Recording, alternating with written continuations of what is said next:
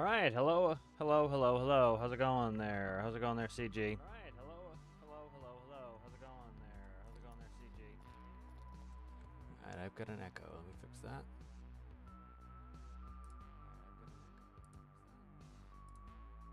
Oh, it's Twitch. All right, good. There we go. That's fixed. All right, lovely, lovely, lovely. All right, so can't stream for too long today, but we're gonna do a couple hours, and then maybe I'll get on later. I've got an appointment. So, Harvester's coming along really well. I added some cool stuff to the Harvester. So, for example, now when you turn on the drills, it will automatically rev up to operational RPS, and you still need to press down the W key to drive. So it makes it nice and simple, drilling well. No issues there. Let's see. I think we're like pretty close to being done-ish with this. Once I'm done, I want to make the version that can pull trailers as well. Let me see. I think I have the latest version of this hopper. I think what I'm going to do is let's get rid of the hopper. I want to work on this for just a minute.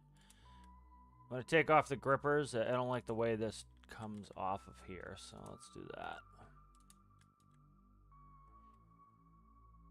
Make sure this is wide enough. There we go. Cut that off. There we go. Let me look. Good.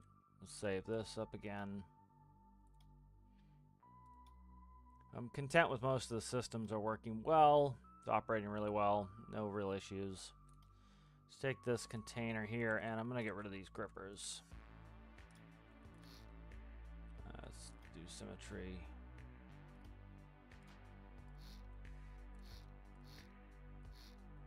Alright, so those are gone.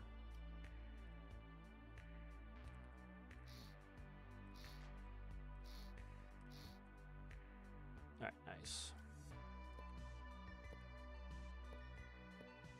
Alright, so I'll save that and run it like this.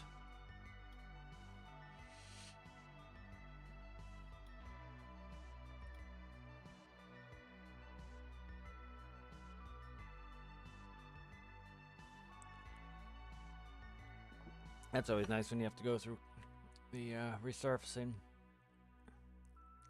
I'm in a snowy area, so we get resurfacing every year, which is lovely.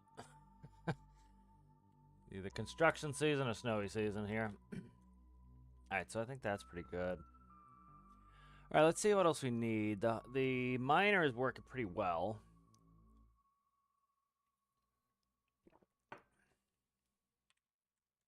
I don't know if there's any real reason to make a smaller set of containers.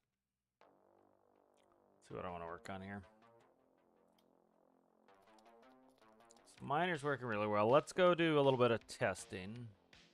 I don't think we need much testing left. Let's take a final look at this miner. Try to get it wrapped up as much as possible. Maybe we'll try to do multiplayer mining tomorrow. So I kind of want this a little bit wrapped by then, at least. That will be helpful. Let's see, is there anything glaring that's sticking out that needs to not be sticking out in here? I don't think so. This monitor's not doing anything right now, so I don't know what I want to do with that monitor yet. Could put it as a camera right at the back, but I don't know. We'll figure it out. Oh, there's paint here. I know there's paint here that needed to be done.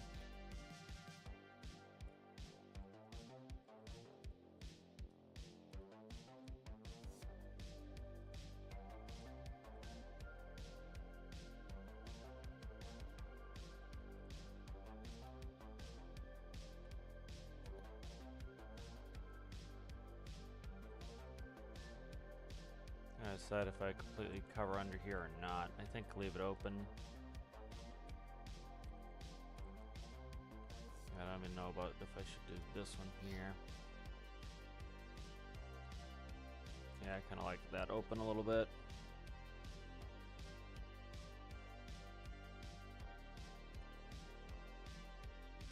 But it's running really well, no issues. Lighting's all working. Air brakes, I think I wanted to work on something on air brakes. I remember that from last night. I I'm going to change up the way the air brakes work here a little bit. I'm trying to get finalized air brakes. I want to redo T-Tis kind of with the modern pressure update. But I want to get it kind of where I need it. So right now with this, it's doing an air leak. And so what I think I'll do is PID control it here. All right, let's see. Seat.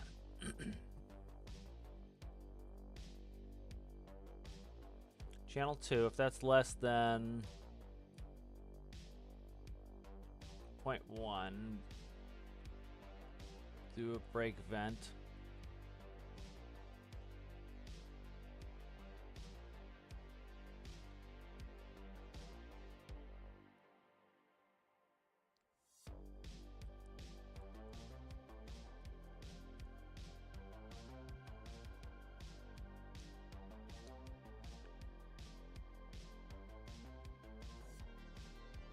I think I'll change the way this works because I'm doing this one with an impeller, which I think is a better way to do it. Let's grab a PID.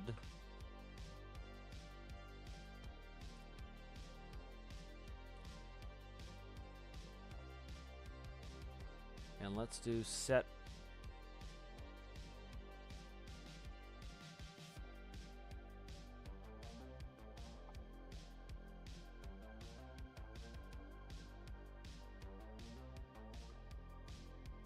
Yeah, so I think we'll do it this way. So what we'll do is we'll have a PID in here. We'll set our... let's see.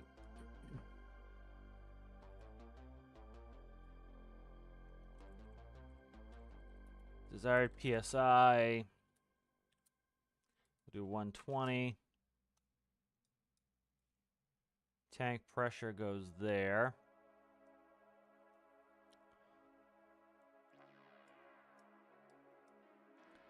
We'll do blowout valve there.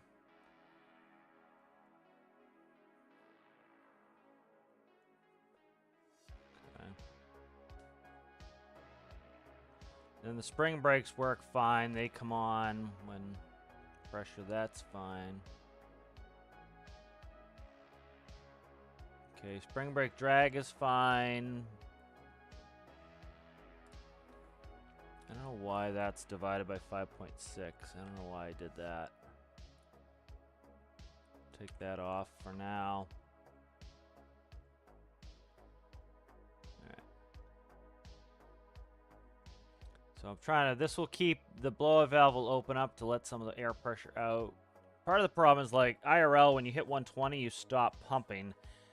I don't really want to put in a an electric pump or a clutch on the impeller.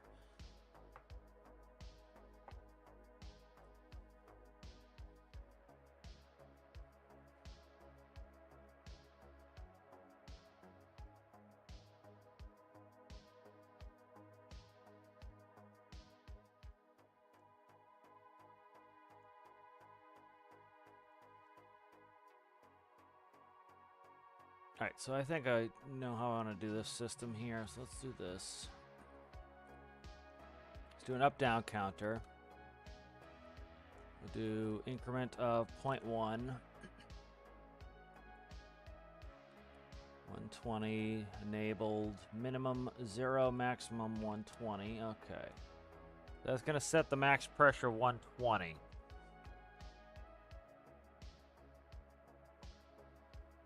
Every time I step on the brake, it's going to decrease that value. And then, let's see. But it's when you release the brake, so I was doing it on a blinker, so let's blink it.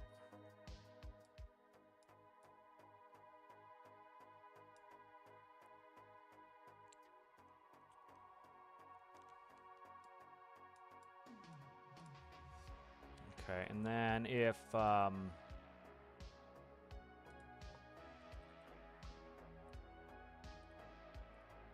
it's not less than, you press on the brakes, reset it. Let that work. Let's try something low.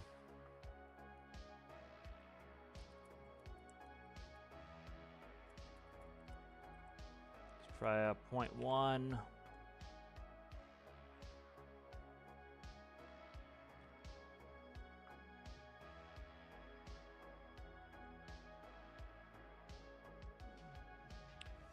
And then what we'll do here is, that won't work.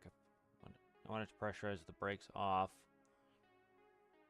See what else we have for space on here. Seat from brake panel to brake panel.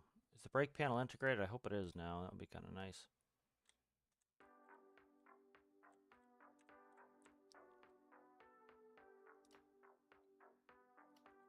It is. Okay, perfect. So let's go and so that is what? 2? 2.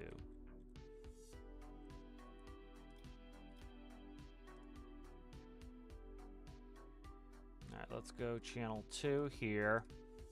That's if the engine is on, it's going to start up the PID, because that makes sense. That's when we're going to be able to build up air pressure anyway. And so essentially what it's going to do is, here's my brakes.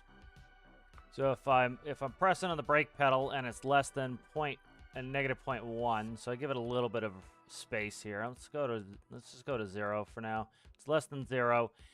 It blinks it because IRL, you don't really lose any pressure unless you take your foot off the brake pedal. So the first application of the brake, you'll vent some air, and then if you pump the brake, it will vent air. That's actually how you test your air brakes. You pump the brake, and so I've got a blinker on there. It's simulating that. And so if I'm not pressing on the brake, it's going to reset this to give me 120 psi. So when you're not pressing on the brake, the engine-driven compressor is going to build the pressure back up in the tanks. When you do press on the brake, it starts to leak out air. And so this will drop the air down as we're... try to see 0.1.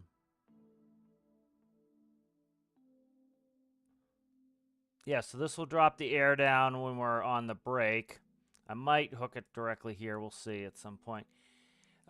Here's the tank pressure. Let's see. All right, this is going to be in 8.16. So I got to set this to, that's going to be too big of a number. Let's convert it. I'll convert it to PSI. So right now it's in atmospheres. I'm going to convert it to PSI. All right, so that's now in PSI. So it will read the PSI. It will go to the blowout valve, and we'll see if it's if the valve's working in the right direction. The rest of it should be fine. So let's update that. Let's see if the brakes work the way I want them to now. Should have infinite electricity off, infinite fuels off. Good.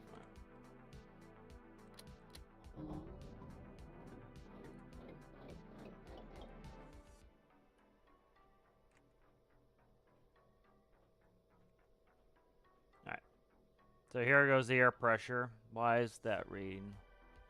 Why is that much? Is it 1496? 18 times 14.96. Okay. 8.16 times 14.9. I don't know why that's reading funky.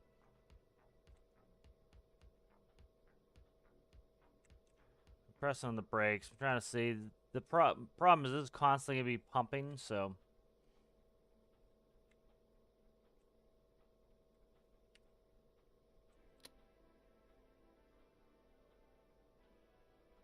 Alright, I gotta fix this or I'm not going to be able to tell what it's doing. Why the hell is that so funky?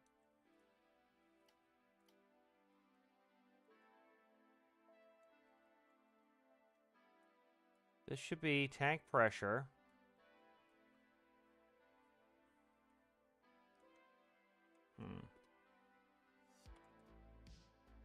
It could be the blowout. You know what it probably is? I bet you it's fine. The blowout valve is probably this. Let's try a negative. Let's do a 1 on this, see what it does, and then if it's I have to check the blowout valve, because what could be happening is, let's see.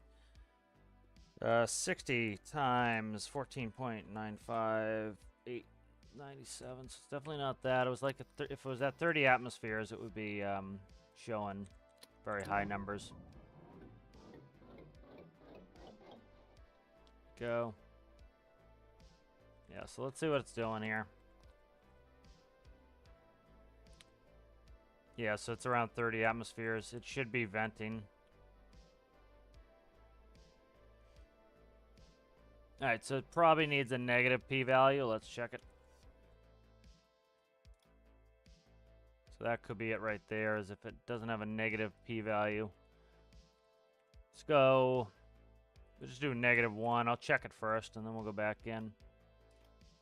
That will show me if the valve's working the correct way. So it's probably backwards. It's probably closing the valve when it should be opening the valve.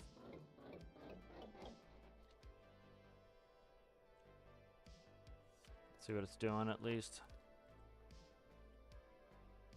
Nope. Why are you not? Are you not connected to anything? What the fuck? It's connected. Connected to blower valve. Why is that? Did I delete something? Nope. It's got the it's got that on. Make sure it's the correct direction. Should be out. Out. Yeah. What the hell? Why is that valve not working?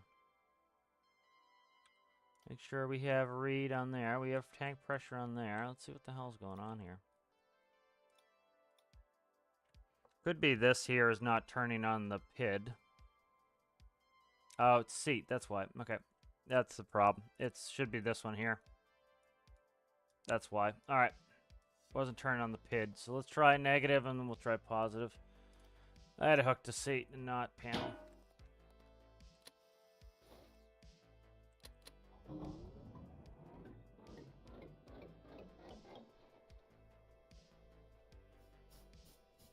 All right, so that looks like it's working. It's just too much, which is why I put 0.1 last time. All right, good. So let's go ahead and we will fix that.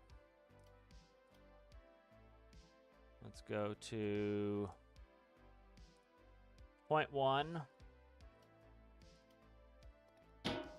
It also makes the air brake noise too. It goes tss, tss.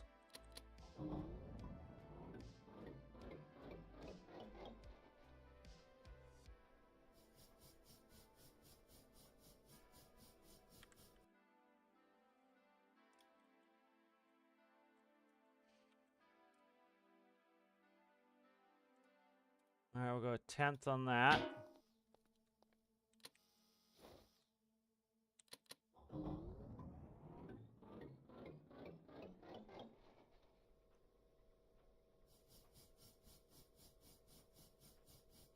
So what I think I'm going to do is, as much as I don't want to do it, I think I'm going to go back to doing a pump on this. Because I'd like to do the engine-driven pump, but that's way the hell in the front of the engine. I don't have the space. It's currently blocked by the axle. And so the problem is it's constantly pumping. That's not how it works IRL. IRL, it would stop pumping, so it's essentially electromagnetic clutch, and it would shut it down. So I think I'm just going to go back to an electric pump, which is how I had it before. Okay, and then I think what we'll do is we'll grab this theoretically, if I can get it. All right, we'll cut that and we'll flip it.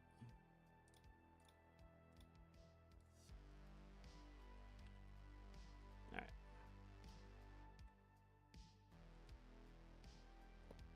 Oh, come on. All right, we'll go like that. And then this needs to get a fluid port here. All right, let's go ahead. We'll do electricity. And then this needs to go off of here, and I'll need to fix it again. Pump. Okay.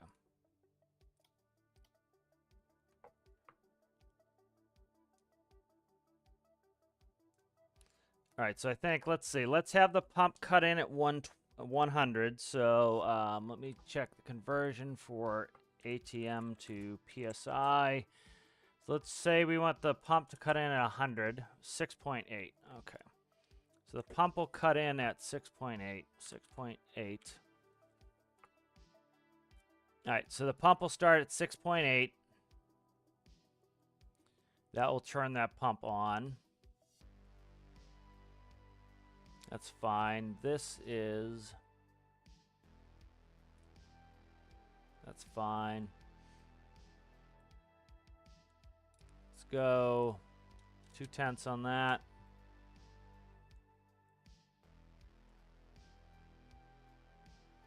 All right. Let's run that. So I could do with a belt-driven pump fine off the front of the engine, but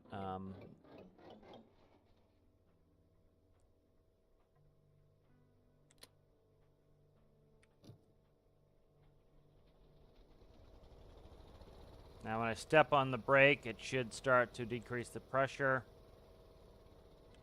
It's not. Okay, why are you not? Let me fix that. I don't. Let's just do. We'll go right there. If that's less than 0, decrease this value. 0.1. Change the way the pump logic works. This can go. Doing it differently now.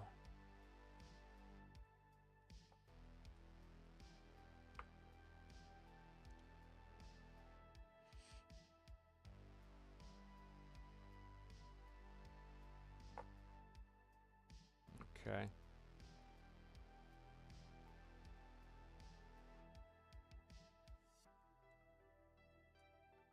That increment's probably too little here. Let's do, I don't know, 0.5. 0.5 on that.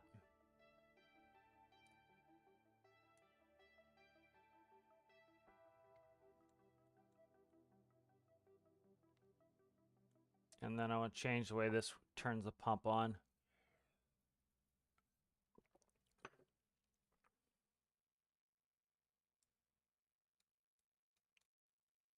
All right, so if the tank pressure is less than 100, we want to kick the pump on.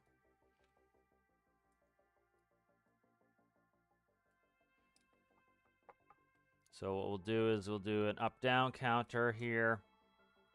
It's gonna get funky here. Try to make some space here.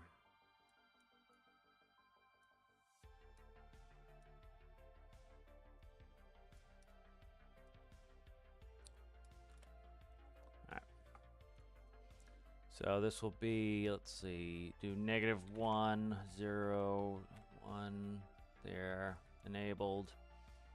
All right, so if the tank pressure is less than 100 psi, we're gonna click the pump on.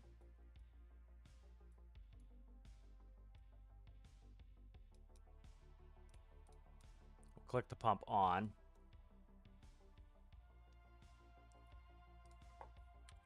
If the tank pressure is greater than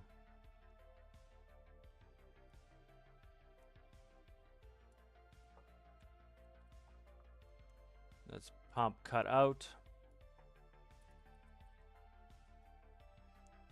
What is it? Let's see, 120. 8.1. Let's say 8 for now. So if that's greater, that will... I don't need it all the way here. Let's see.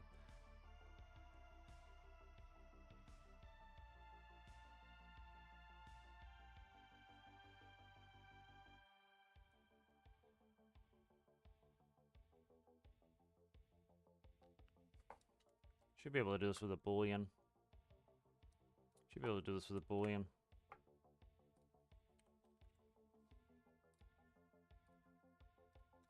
All right, if the, let's do that, let's do this, let's do this. Connect, please, thank you. All right, so if the, so be Z and not X. All right, so if the pressure is less than 100 and not greater than 0.8, so if it's essentially between those two, the pump will come on. So it could be done with a threshold gate too, but this works fine.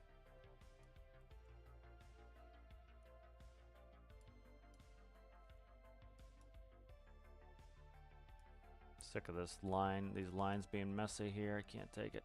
Let's see. There we go. We're cleaned up lines too. All right, so that worked for the pump. That way we have a little bit of variation in there. And so it won't kick the pump back on until we get under 100 PSI. So it'll actually look like it's doing something. So.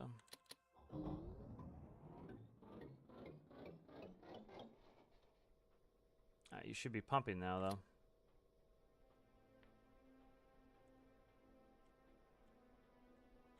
Why is it not pumping? Did I not hook it in? Alright, maybe I didn't hook it up. No, I did. What the fuck? Let's see. It's under 120. It should be kicking in.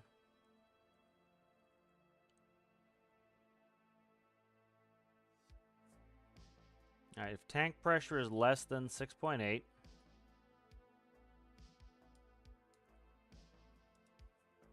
which it should be. So that's W, that's why. Okay, it's W. W, okay. That'll do it. That'll do it.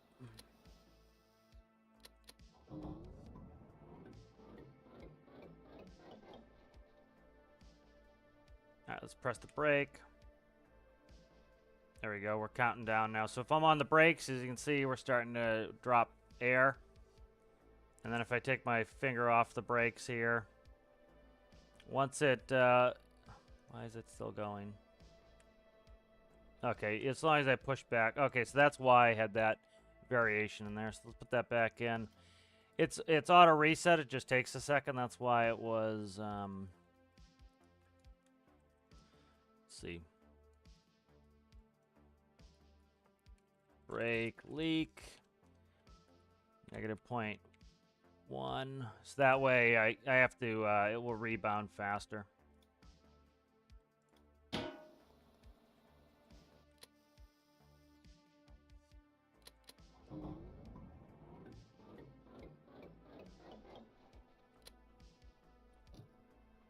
Alright, so we'll go forward.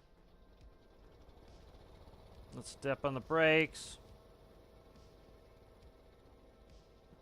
There we go, it starts going down. Let my finger off. There we go, it stops.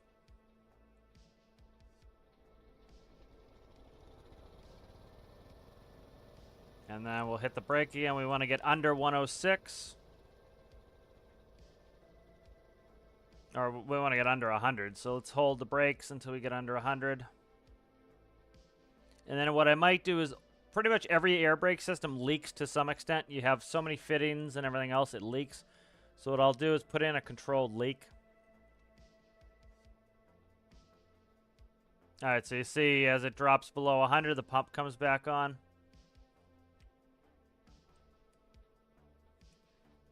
Alright, let's see why we're not pumping all the way up to 120. We should be pumping all the way up to 120.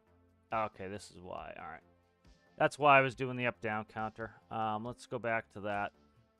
I'm trying to give it the functionality that it would IRL. Like, the air tanks will cut out at 120 usually, and then they won't come back on until you hit a low threshold. So you will lose some air, and then finally the pump will come back on, push you up to top. You'll lose. Pump will push you back up on top. So we'll do an up-down counter with that. So we'll do -1. 1 enabled. 0 is our middle position. If it's less than, it's going to decrease. If it's greater than, it will go to 1. I want these as pulses. So we'll press it once. So essentially turn these into on-off switches. Okay, so when we go below, let's do 8.16 here. All right, when we go below 6.8, which is less than 100, it's going to tap this down to -1. So if this is -1, that will then kick on the pump. All right. That will turn on the pump. And then as soon as we hit 120, it's going to tap it. Actually, we don't need full. We just need... Yeah, we don't need it to go all the way up to 1, just 0. 0 to 1's fine. So when we go below 100 PSI, it's going to tap it down to 0, or -1. It's going to tap it down to -1. That's going to turn the pump. The pump will stay on until we hit 120. Once we hit 120, it's going to tap it back up to 0. You could do reset, but this works just as well. And it will then, shut the pump off because it will go to 0. This will shut the pump off. So that will work realistically like it would IRL. So we like that. All right, good. I think that's set. And then let's put a leak in here. So I've had a leak in before.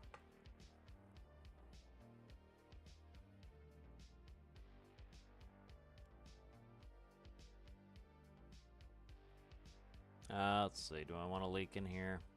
Let's leave without a leak for now, and then maybe I'll put a leak in later because I want the brakes to the pump to periodically come on anyway because we have a little air leak.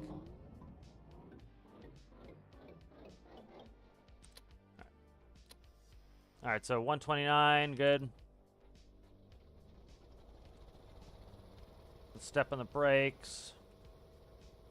A second here. All right, so there goes the brake pressure as we step on the brakes.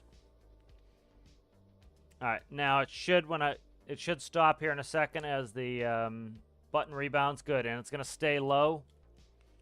Now I'm going to drive some more. Step on the brakes. So the drop-off rate I want to be higher. It should be dropping air faster, so we'll change that. I'll catch up in chat in a second, guys. All right, so I just want to check this, that when we go under 100, it kicks on. So we'll try to see if I can read chat while we're doing this. Let's see. How's it going there, Daniel? How are you?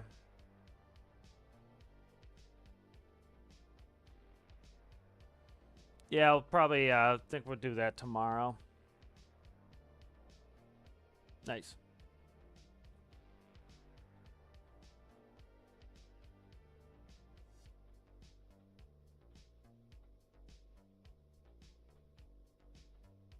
Yeah, I usually put empty ones under the steering column. This one I kind of want it open a little bit. So let's see what happens when we hit 100. The pump should come on.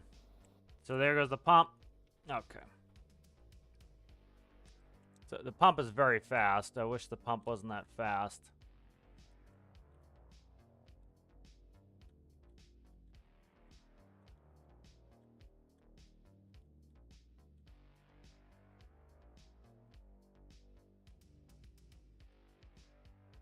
Pump is very, very fast.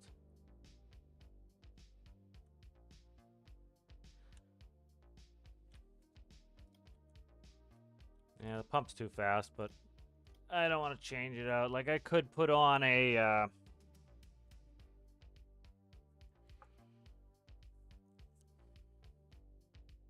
could put an electric pump. Might do that. So this needs to increase, so we'll go to 1 on this.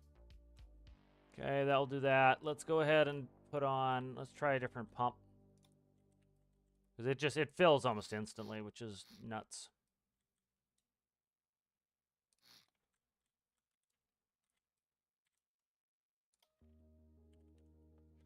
See what the impeller looks like here.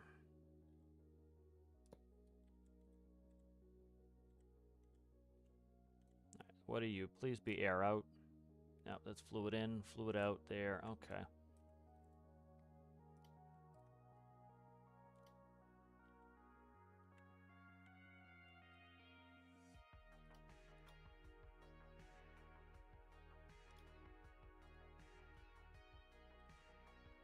So you want that on the frame rail, so let's go like this.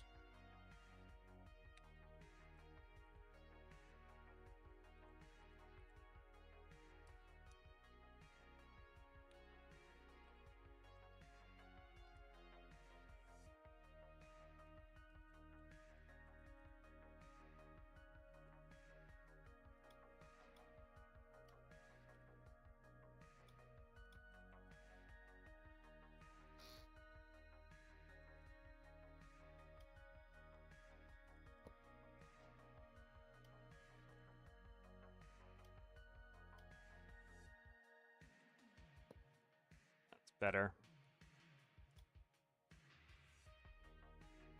If that'll go like that.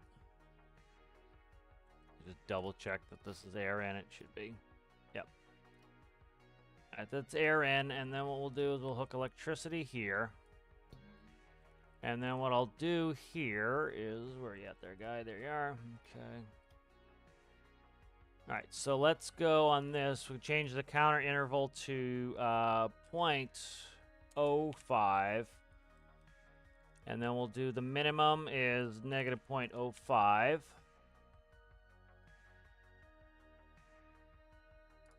That'll work. And then this here will be... Actually, you know what? I could have left that the same. It doesn't matter.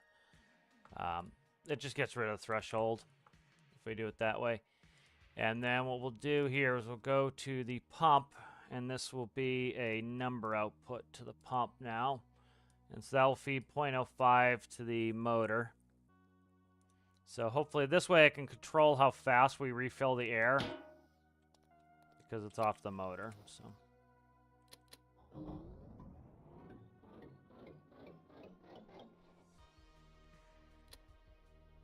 Let's see what it's doing. Looks like nothing at the moment. Doing nothing. Okay. Shiza. El Shizeroni. What are you doing there, guy? Why are you not doing shit?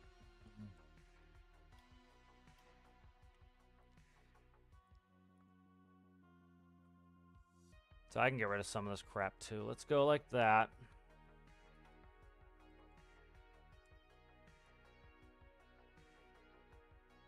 Okay. Some of the stuff can just change for the better here. Let's go like this.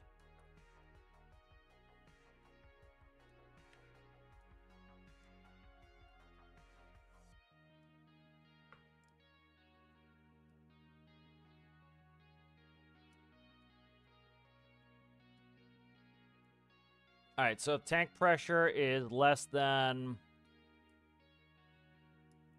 It should go up here. So if tank pressure is less than 100, it will click down.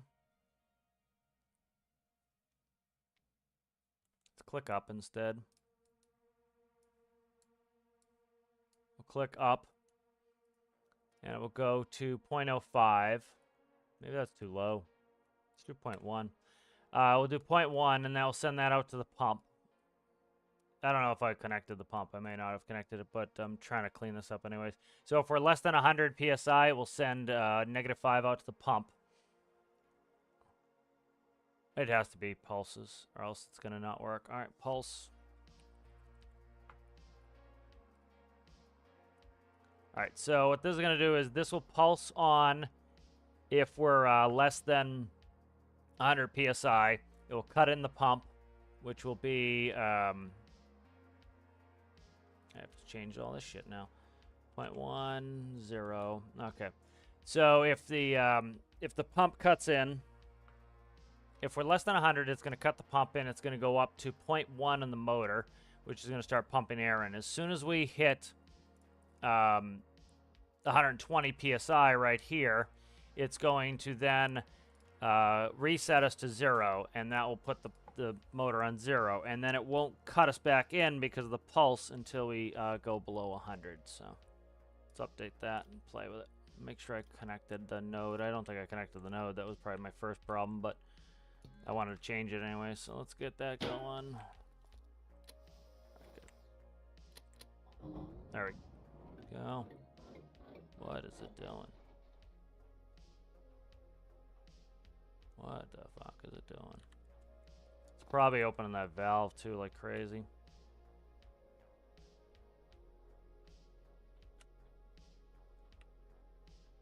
Wow, look at the liters per second on that. That's nuts.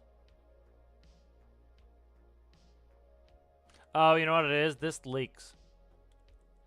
This will leak because it doesn't have a valve on it. That leaks. So the impeller's letting air out. That will do it. Let's see. Yeah, that's what's happening there. So let's go like this. cut you up here like that. This is actually cool because IRL, you're supposed to drain your tanks daily. And so let's put a valve on there. So I think this is supposed to be directional. We'll see if this actually works.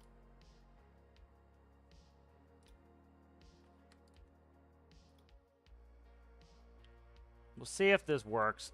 These valves are supposed to be directional, but I think they will allow some backflow. Let's check. Hopefully it doesn't. That is fluid out.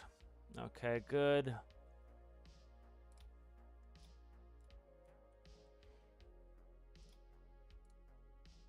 Start that in the open. Let's see.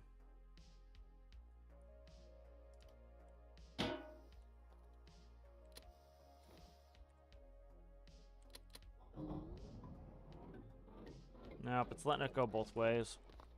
Shit.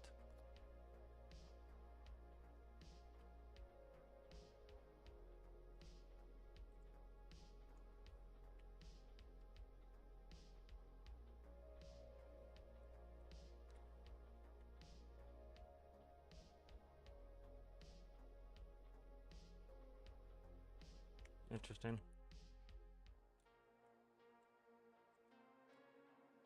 Trying to think of. I want to get this kind of a little bit elegant. Let's catch up with chat here, and I'll figure out what I want to do with this.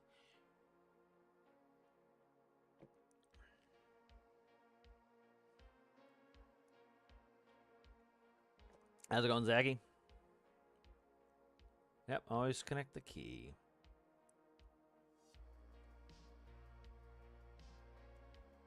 Yeah, we might do multiplayer mining tomorrow. How's it going, Rasmus? Good to see you. That's what I'm currently working on.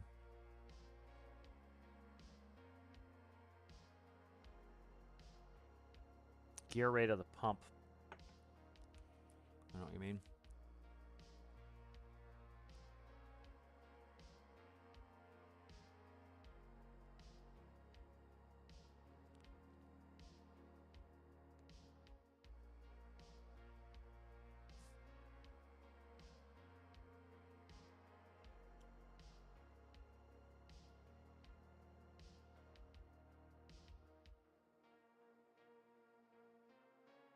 All right, let's see. I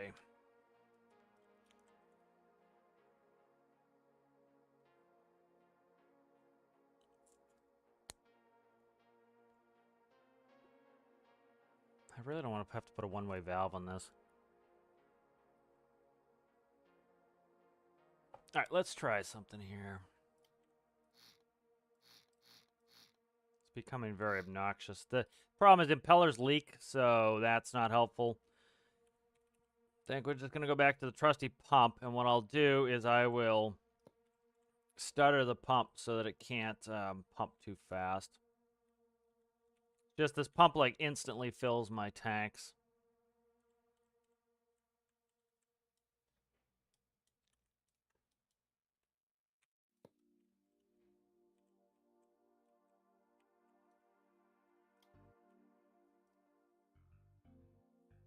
Yeah, the impeller is going to leak, which is going to be a pain in the ass. I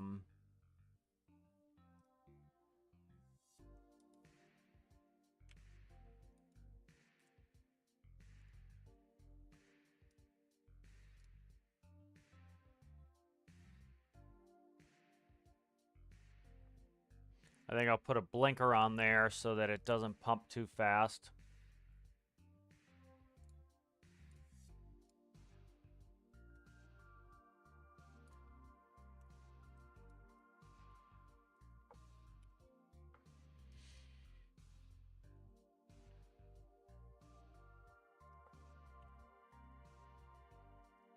So here, this is what we'll do. We'll do a blinker.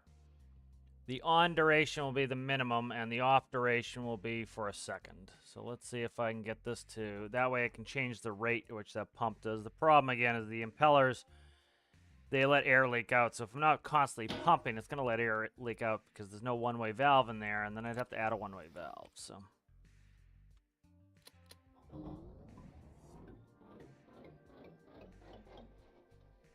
Okay. And then I didn't plug it back in because dozy like that, and then I didn't plug in electricity. Let's do that. Eventually we'll remember to do the little things.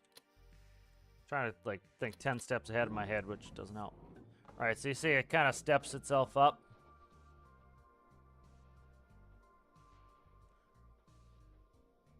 So I think the second off is too big, but I think the 0.1 is a good speed for this to fill.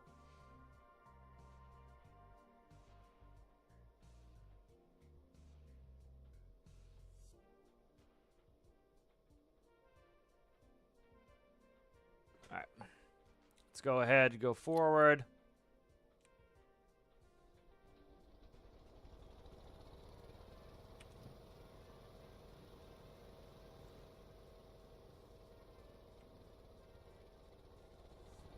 Step in the brakes. There we go, we're leaking. I'm gonna hold the brakes down until we leak all the air out. We're not leaking fast enough. So I need to increase the rate of leak. It's not terrible, but maybe I'll double it. So if I take my finger off the brake, it'll take a second for it to get over negative 0.1, but once it does, it will stop. So then you drive around, you'd be at a lower PSI like you would IRL. And then you'd step on the brake again.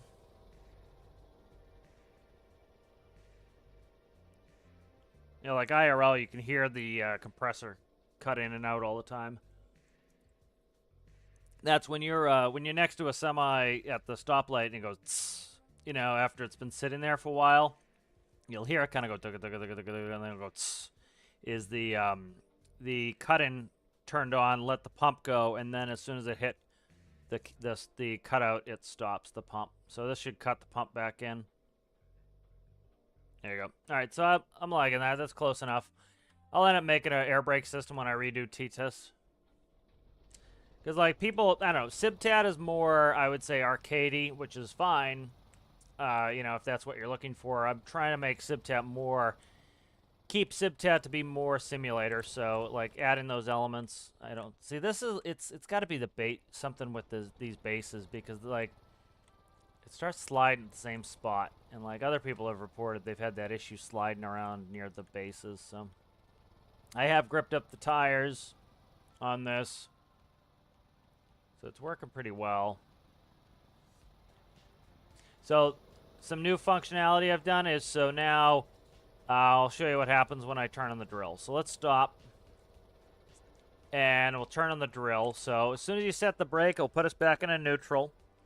When I press the drill now, it's going to automatically rev up the engine.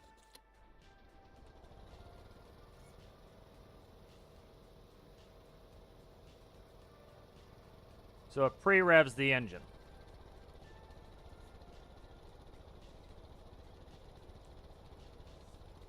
All right, now it's not going to, now if I take the brake off and put it in gear, we're still not going to go forward because we haven't pressed on the W key yet. Now that we've pressed on the W key, that's part of the auto clutch system. That will actually make a clutch in. So even though our engine is revved up for operating the accessories, which in this case, so they, like, see, we're sliding sideways now. What the fuck? I might need to put some more mass in the front. I think that's what I should do. Put some mass in the front. So we press the W key and we're going. What I think it has to do is with these wheels in the back, they're, I had this issue with the truck, is they're essentially helping the front stay off the ground. And so by putting more mass in, it shifts more weight to the front. So I'm going to have to put some mass in the front. But the, you know, so now when I press the S key, it will still stop even though the engine's revved up. So the engine can stay revved up, so that works well for the drills. And then you notice, see, it's staying at a higher RPM to run the drills. And then when I go ahead and I shut off the drills, it's going to let it come back down because it doesn't need it for the accessories. All right, let's work on, check where the balance is on this. Yeah, it's back here. Let's get it forward a little bit. See where I can weigh this sucker down.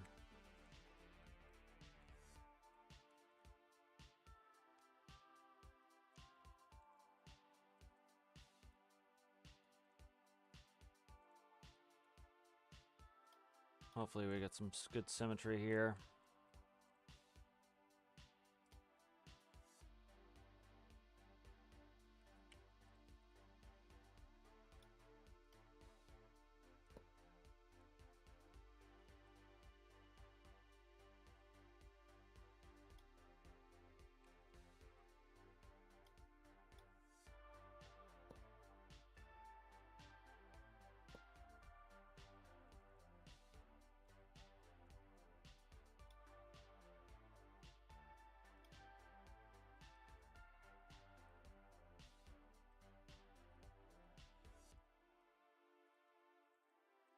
I really wish we could get rid of that diamond.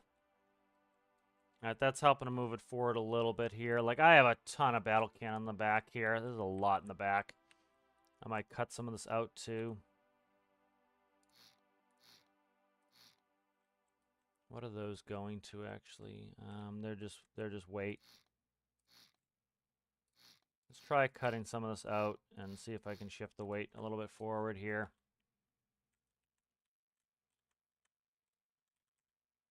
Make sure I didn't cut the drive shaft. Alright. Try to get as much weight in here as I can.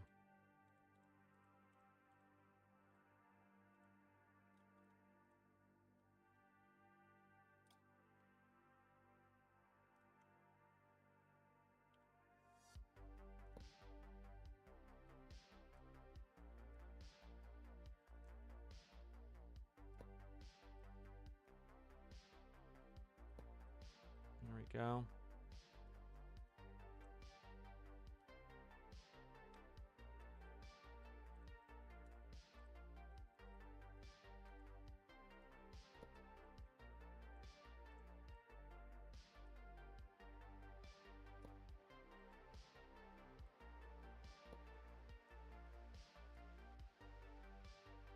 Alright, that's starting to shift the weight forward quite a bit. What are we up to now on weight? See, it still doesn't weigh that much. It's only 3,200. That's the thing is, like, still, you know, it looks like a big, heavy machine, but, like, it's so light that it's, you know, you're going to run into some of those issues. This does not rotate, does it? This doesn't rotate good, so that's going to allow me to put some more in here. Just battle cannon the option, or,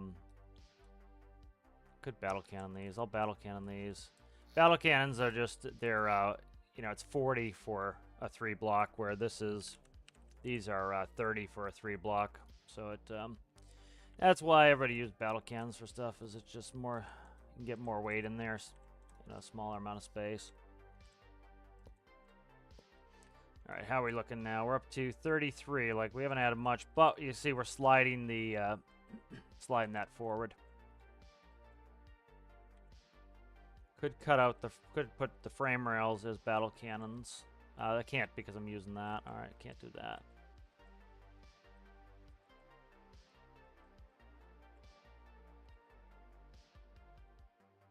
We'll see how this performs now. I'm just trying to get rid of that little slide that it does.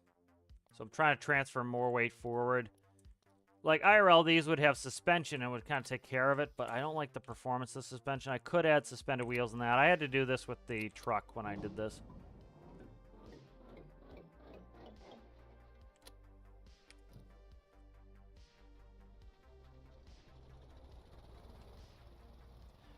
You know, you kind of want this a little bit front biased when it's empty because you're going to be putting a heavy weight in the back. The wheel separation is good. Like, by having this long wheel base like this, you would have the mass, you know... See, it's kind of still kind of not wanting to turn. It's that one spot, too, so I want to check it. The tires are gripped up, too, so... Yeah, like, I'm just happy. I can't see too much. I can't really see the battle cannon piece or the weight blocks.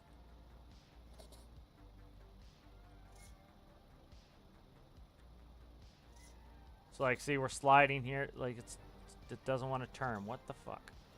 I could add a tiny bit of turn in the rear to try to keep that to kick a little bit. Because, like, this version I like, but I'm probably going to, like, once I get it done, I'm going to probably use the other version that I want to build with the fifth wheel more.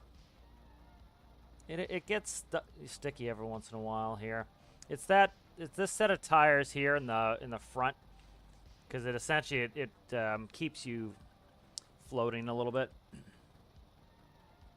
Like, you'd have rocker axles in the real one, so kind of take care of that. Yeah, so like here was. What is that doing now? What the fuck? This is the sort of shit that the truck was doing that I didn't understand why it was doing that.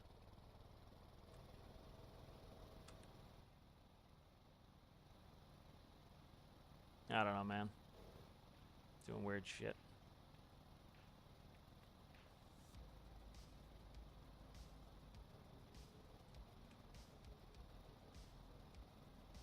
It's happening every once in a while. It's kind of... It's not that often. See, like, I can see this moving here. That's what it is. See it? Look, it's this. It's phantom physics off of this. That's what it is. You can see this is getting hung up somewhere. And it's phantom physics off of that, which is kind of annoying.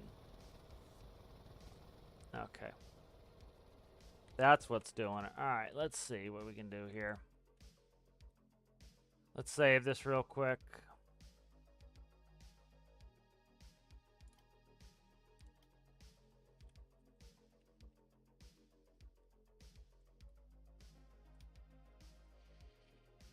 Yeah, it's something on this carriage that's causing phantom physics.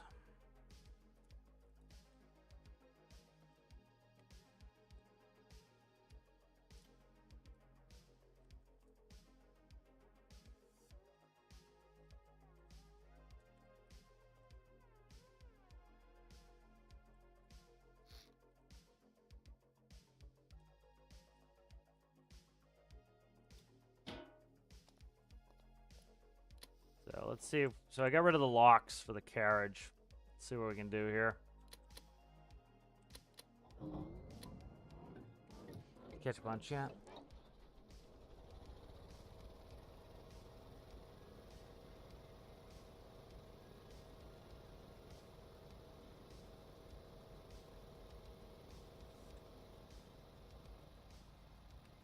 Yeah, I was considering gearing down the impeller, but the problem is the impeller's leaked, so it needs to either run all the time because they allow backflow. The benefit of that is when you're trying to start and you have a supercharger, it lets air through even though the impeller's not turning.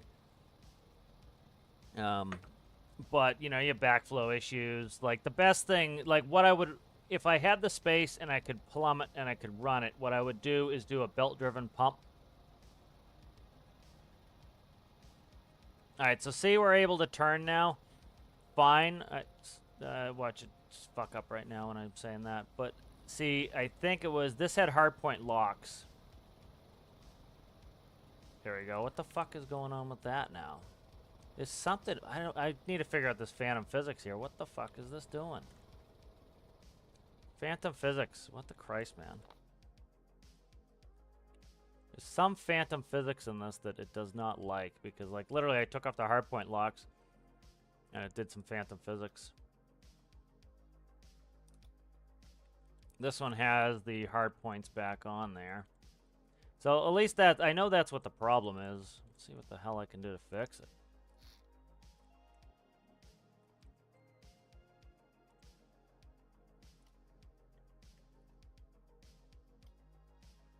Give me this block. Come on, dude. Jesus.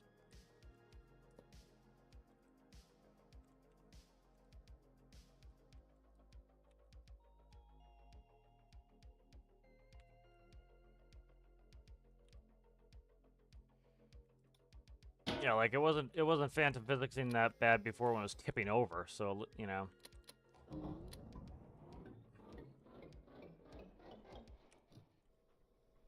That's always a pain in the ass trying to run down phantom physics.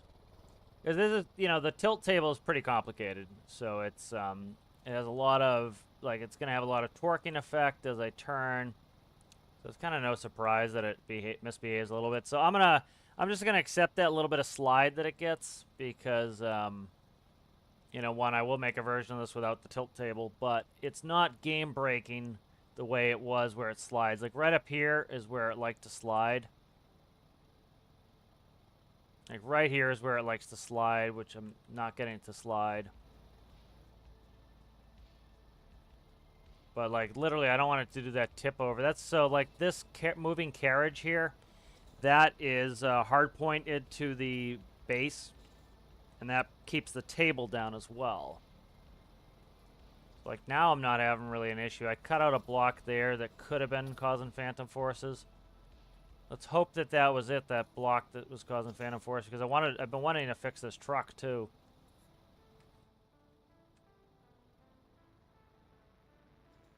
I don't know, it's turning well now. I haven't had it yet. Now that I've said that, it will do it, but I'm really liking the look of it. This hover track look came out really nice.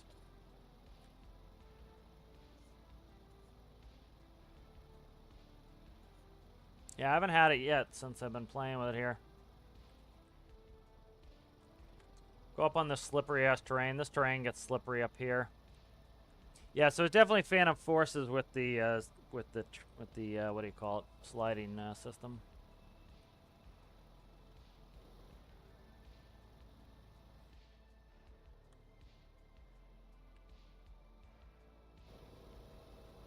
So when you come up, so like talking procedurally how you'd run this, you don't have to set the brake, but you can. So like we would do terrain follow, that drops the drills and they follow the terrain. Turn them on, we drop our spout out the back. Of course I don't have one on me, but I do have some internal storage. We would click on, the drills are on. Okay, so drills start up. You know, it takes them a second because they have to rev up the engine, and then once they get to a high enough RPS, they will clutch in the drills. Now, you can drive across this, but it's better just to sit still. All right, so we're turning, and then when you get to your spot, you can just slam on the parking brake if you want. You can stop. I'll stop. And then you turn on the parking brake, and that will automatically put us in neutral. The drills stay revved up because the system is designed that way. And then we just sit here and drill. Let's check internal storage capacity. I think it's 27 per one of these blocks. I don't know what the drill is, though. I'll let it fill up. I'll just let it fill up, and then I'll do that. So what I want to do is make two conditions for the drills to stop. One, the rear container's full, and two, the front duct storage is full. So you'll have, if the storage capacity of the machine itself is full, the drills will stop. If the storage capacity of the rear section is full, the drill will stop as well. So we'll just let it drill until I figure out what it is. But that's pretty, like, I'm happy with the speed. This is that's more than 1 ore per second. So I'm content with that. It does hit 110 degrees, but the overheat protection system kicks in, and it really barely slows down. It might slow down by 20% on drilling. So it's really not a huge deal. And then you're going to have some downtime. Okay, so we're full. All right, there we go. Let's go shut that off. Check it. All right, so let's see. We have 81 total in the front. Okay. 81 total in the front. So let's see. Where can I put that? See if I have space in the drill microcontroller. I should be able to extend it if I need to. Oh, beautiful. Look at that.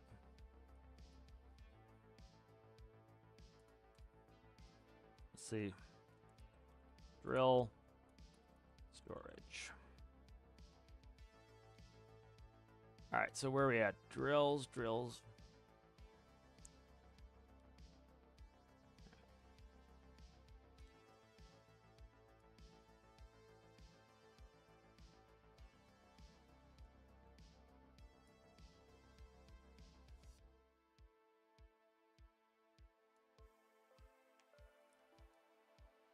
All right, so like this is the way I have it set up that it will the engine has to be going at least 4 RPS for the drills to clutch in so that we have enough torque, and if the engine ever goes below 3.5, it will automatically zero out the drills so you don't stall the engine. All right, then this is the zero function here. So this is all the conditions for zeroing. So one of the conditions here is if we get to 100% in the rear container. So what I'm actually going to go is let's do 99% because I end up spilling a couple every time. So I always spill some. And then what we'll do here is drill storage. Let's see. What was the number? 81? 81.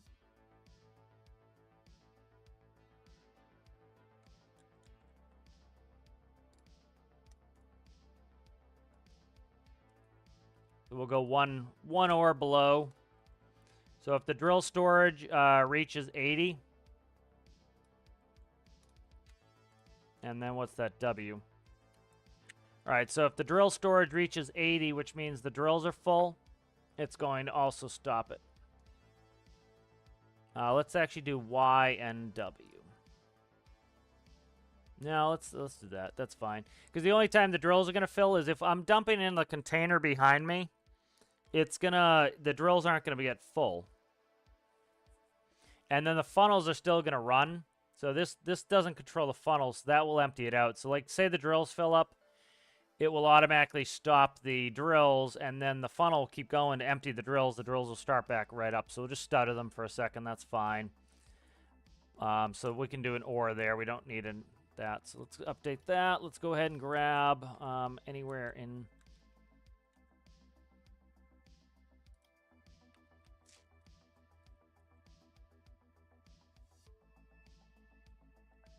right here, and that will go to... nope.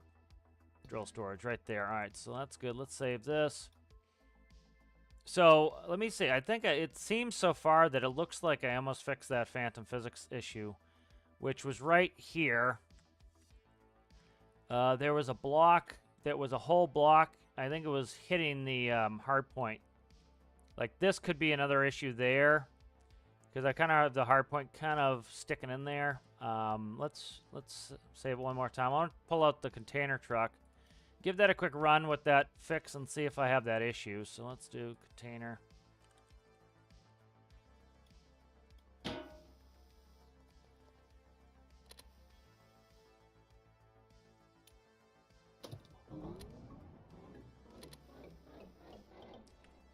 I doubled up the alternators on the drill.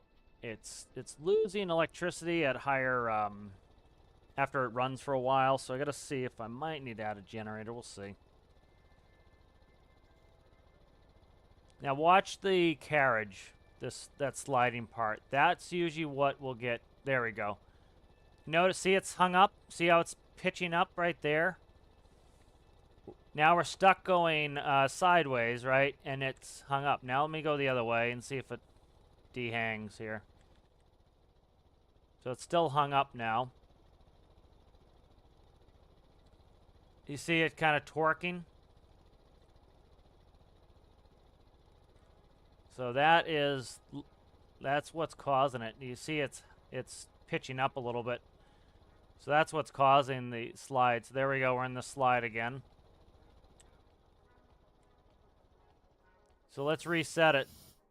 See if we can stop the slide. So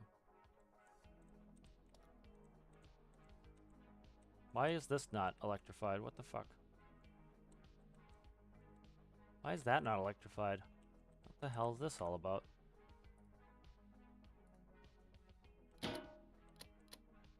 How did this get screwed up?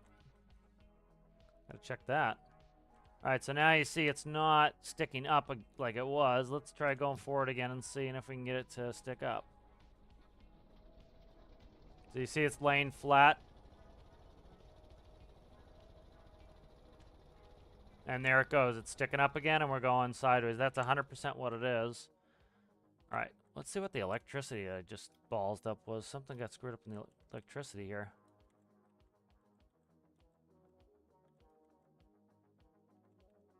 Okay, this needs to plug into there. Okay, and then, so let's fix what I had fixed on the other one. So I cut these two here. And then put in wedge blocks. These wedge blocks have smaller collisions, so often if you're having a collision problem, you can put those wedge blocks in. Like these here could get stuck, so you might at times want to put in a wedge here. That's also something you can do to try to cut down collision, but I'm going to do one thing at once. But like that, if you're having sliding problems, because it will catch on the corners of those blocks, so by putting in a wedge, you can sometimes fix those issues. Let's see if that fixes it. But it's these little phantom physics things that can be frustrating to figure out, but I kind of like it. Just kind of a little bit of a hunt. A little VTOL, Amanda. Do you have the new plane? I'm just trying to. I gotta watch this while I do it. I'll catch up with chat, but I'm just trying to watch this while I do my turn here. All right, there it goes. So it's still going up. That's very strange. Very strange. Alright, so that definitely doesn't fix it.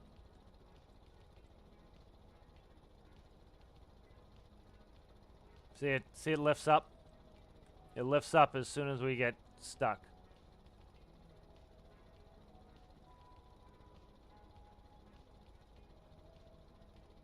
There it goes, it lifts up. That's friggin' bizarre, and that's what causes the slide.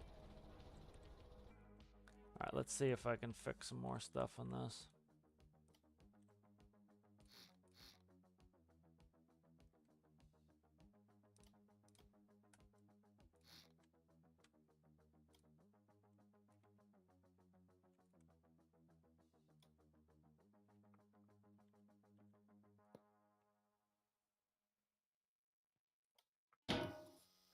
Sometimes I enjoy just going through and hunting these things down. Alright, so that fixed the electrical problem I had.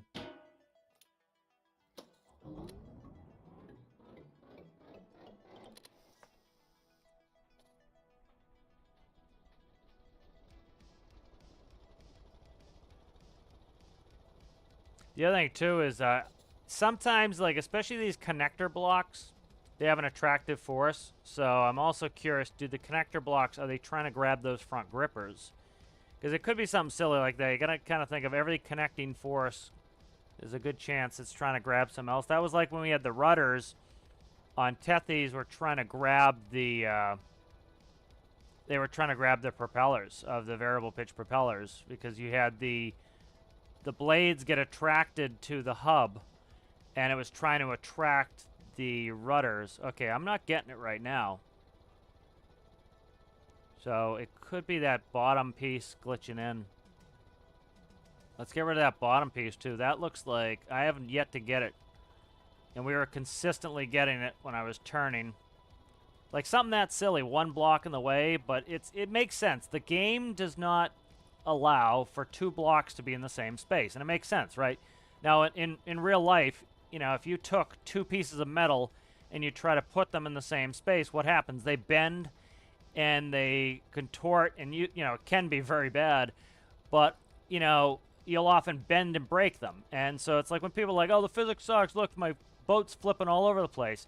Well, that's because they could never do, ever probably, enough physics in a game to make it so that one block perfectly bends as the other one connects with it. You know, they make the two blocks, they have a damaged state, they have a non-damaged state, and then, you know, you have the two states of the blocks, damaged, not damaged. You don't have bent by 2%, bent by 3%. You can't bend the blocks like that. And so what a game does when two blocks are operating in the same space, it doesn't know what to do when it freaks out, you know, and that happens in every physics-based game, is you get that. It was like Grand Theft Auto, the trains were immovable. So, like, people used to do these things where they could glitch out the whole world, where they take two of the trains and smash them into each other, because neither train could disconnect from the tracks. And so it would cause really crazy behavior. But, like, look at that. That fixes it. So it's something simple and silly like that is, you know, at least two blocks. I think all four blocks were causing it. But now that all four blocks are fixed, I haven't yet to get it. So likely what was happening was you had the hard point glitching into a solid square block. And so you had two blocks trying to occupy the same space, which was causing phantom physics. And then it doesn't know what to do and it freaks out. And now those blocks are half blocks. They have smaller collisions. You'll notice that you can smash half blocks into each other more readily. And so that gives you, so they're essentially not touching each other. They look like they're touching, but they're actually not touching. So that looks like that fixed this truck. That is awesome, because I've been wanting to fix this truck. Because I did this as my example for, what was it? Was it Hotel? Hotel. I think it was Hotel. And then I just never got to finishing it. I've used it, but I still hadn't worked out all the kinks. That's one of the nice things about doing a challenge. Why I like doing challenges myself is it gives you, like, you have to finish your build, you know, because you have a deadline. And like with regular builds, we never get a deadline. You know, you just kind of, you keep working on them until they're done, or until you know, either get bored. And so it's kind of nice with a challenge. You have that deadline that kind of forces you like, oh, it's got to be done by this day. Finish it, you know. Did I grab the right version? I don't know. Let me make sure I grab the right version here. I don't want to screw up my saves here. Grab mining harvesters, this one right here. And let's fix it now. I think it was the right version, but I got to talking and my brain stopped working, so.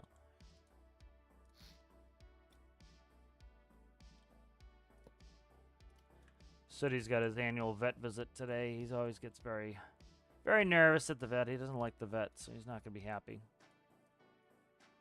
He's being a sweet little curled up man right now, but he doesn't know what's coming in a little bit, right, buds? Poor guy.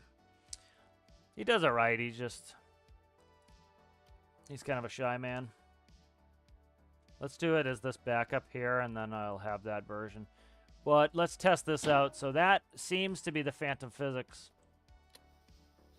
You know, that took me a long time to diagnose this particular vehicle set. But you know, what I would suggest to people is you're having that phantom physics. It's you got to look at your movable parts, and you have to keep an eye on them closely and see if they're doing something peculiar. Like you could see with those, they were leaning up, and you know, it's two hard points holding that in place. And you can, you know, keep it there. Oh, see it doing it there? And there it goes. So this one is still somehow fucked up. I gotta fix this. This one's still having issues. But the other one seemed to be fixed. So see how this one's lifting up? So I gotta figure out something is still colliding with that. There we go. It just, you could hear it getting damaged. So something is phantom physics in this bitch.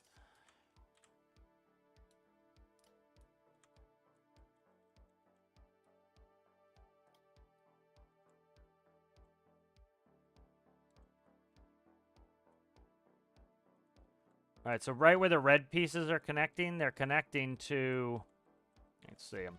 They're connecting to this blue section right here. And then I cut out the blocks around it. This here is what pushes it.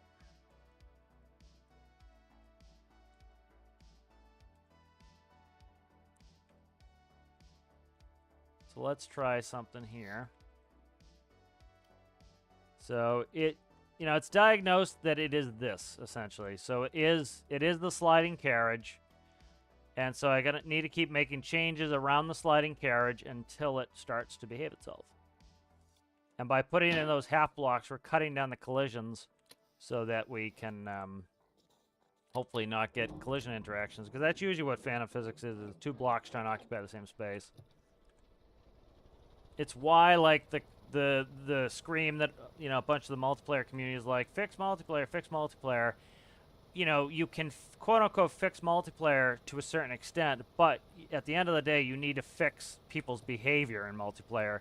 If you have a bunch of people smashing vehicles together, inevitably, you're going to get blocks. There we go, it's still doing it. See it? Like how bad it freaks out? Very interesting.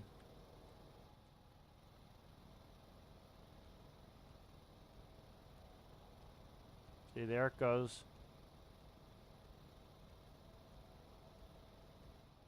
Is there anything under the ground that is, like, attracting it? The fuck?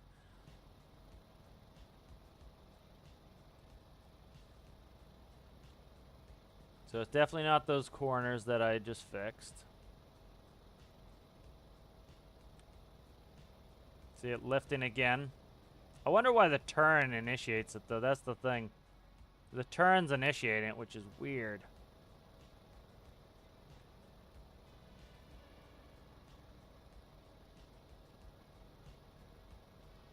Interesting. Because the truck is fixed now. The truck wasn't doing it. I say fixed loosely, but the truck is not doing it as often. Put these blocks back. So let's we'll take a little bit more of a hacksaw to this.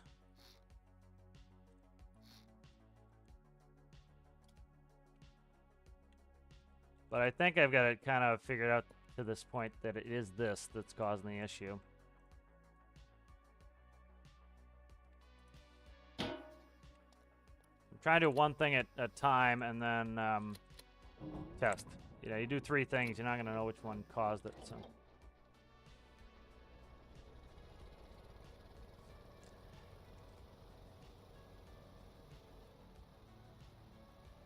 Yeah, the problem is it still does it when there's a container on there.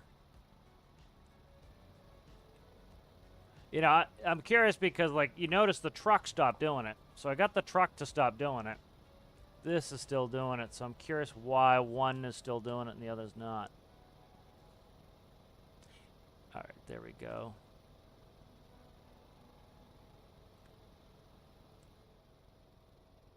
All right, let's try something. I want to see something here. So let's take a dial. I want to see if it's trying to push that out. I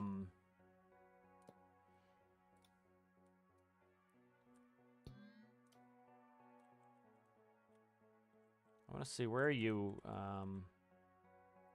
Where's this? That's got to be a light. Okay, let's see the linear track slider position here and see what that does. I kind of wanted a light, but actually I can do a light here. Let's just do the display on this. So this is where's this one? Okay. Let's see which direction this goes. Okay, that's up. Or is it up right here? What?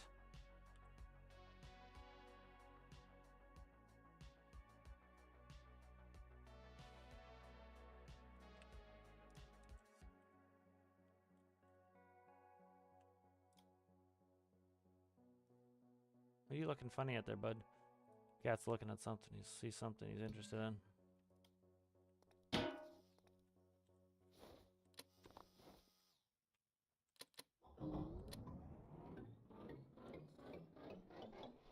So we'll see what happens with that. It will probably show me a number because it's going to slide a little bit when it does that. I'm trying to see if it's being... I'm trying to see if it's being signaled to try to push it down while it's attached. Because it shouldn't be trying to push it down. If the light comes on, that's helpful.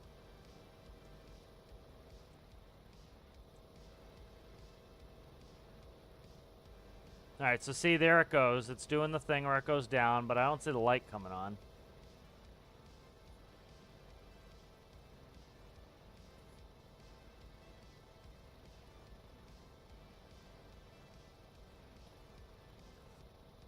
Now, let's try something here.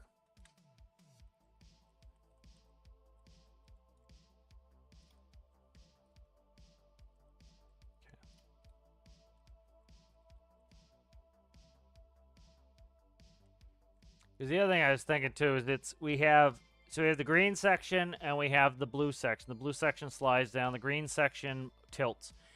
And then I have the blue section is attached to the red section. So it's like I'm on the 3rd section. So I'm curious if this should attach to this and then this should attach to this. As a way to kind of lock it more securely. Let's grab these out for now.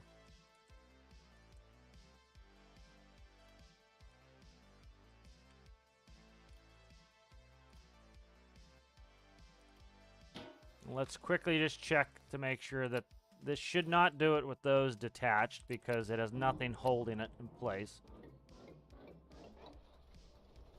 Yeah, as you think about it, you know, the game it's essentially trying to perfectly lock something up. You know, so that's why, like, it's important to have things that are flexible, is they won't, you know, if things can bend a little bit, then they will generally save you from some of these problems. Right, so it's not the hard points. Interesting. So definitely it's not the hard points. Take the hard points off, it fucks up even more. Interesting, interesting, interesting.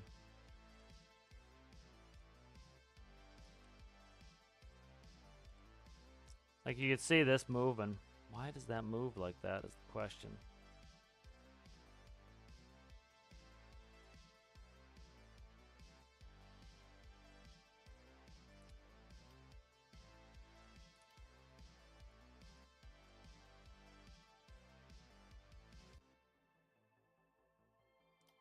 let's do this.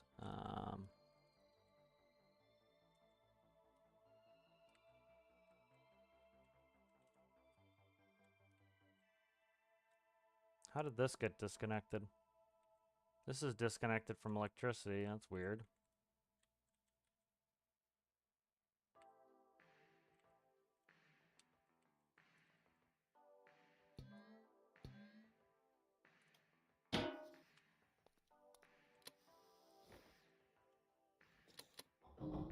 Because if that linear track's supposed to stay in the same position.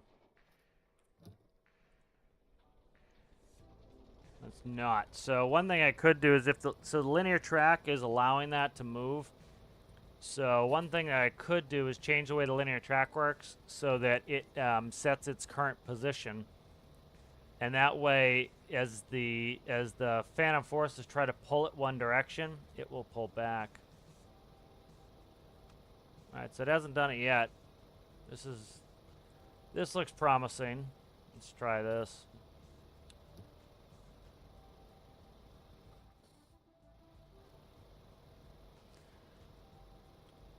So like right here, fuck, I took the gauge out. Was it that simple? That wasn't hooked to electricity? All right, let's do a back-to-back test. Let's get closer to the building. For some reason, I noticed when I got close to the building. So it looks to be behaving now, and I think what's going on is the linear track in the center, this big linear track, it was unplugged. And so it should be sending, it is sliding freely as a caster, essentially, or a bearing.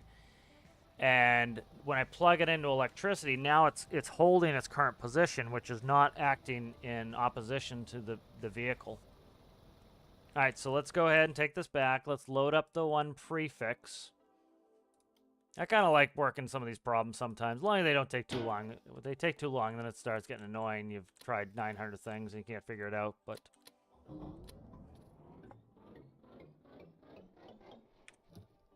All right, let's take this one out. So this one should break. This one should have the issue. All right, let's get out here. All right, let's start turning. So we expect the carriage to start lifting up. If you don't break this time, it's going to be... There we go. See it? There it goes. See it breaking? Okay, so what it is the carriage is trying to work in opposition to the slider. And if we look, I made a mistake here where I did not connect this to electricity. So this here is not connected to electricity. So I need to connect this to electricity. Let's actually just do this. This needs to go... Stop. This needs to go there. Okay, and then this here needs to connect to here. All right, let's save that. Let's not save it. Let's run it. And if that's the issue, which I think it is, it should not do it because what was happening was that linear track was getting pulled on and it could not recover itself. So what it's doing now with electricity is the electricity is holding it in the correct position. It's not letting it move. Because what was happening before is the linear track was trying to slide against the hard points.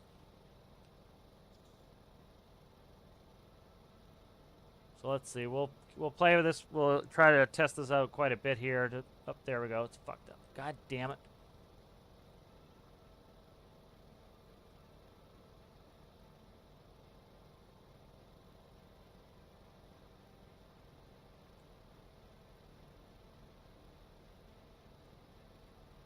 So if you look, it's trying to lift the other part of the trailer too. Let's try something.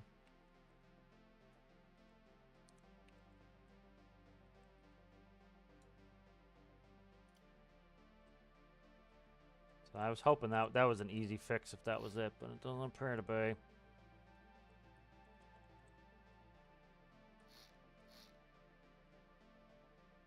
Just taking a hacksaw to it and let's run. So it's not the electrical issue on the linear track. It would make sense, though. It makes sense the linear track's getting out of position. So the next thing I want to try is after this test. So this is, again, this is just to see if I have a block colliding with another block as it moves, because like the thing that could cause the catastrophic problem is it flexes, which is fine until it hits a block, and then you get two blocks stuck in each other, and then it causes weird shit to happen. So that's what I'm testing for now is, did I have two blocks that when this problem happens, it will force them into each other, causing phantom physics? And so we're looking for the tip up. We have not got it yet. So I'm going to get closer. Usually when I'm over here, when I'm close to the building is when it likes to do it. Which I don't know if that has anything to do with it or it's just confirmation bias. But all right, so I took out some more blocks that might be interacting with the hard points. Because I think that's what's happening is the hard points are getting sucked into the hard point connectors, and it's forcing some blocks into other blocks. I think the hardpoint blocks. We have not got it here, so I think that's what's going on. Let's go the other way. Let's try to get this thing to misbehave.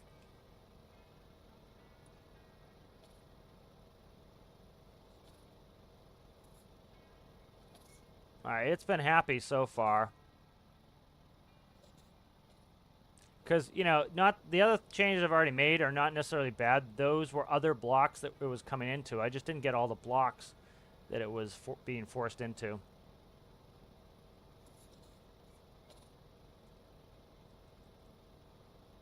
All right, so we have not had the issue. All right, let's bring it back. Let's hope this fixes it.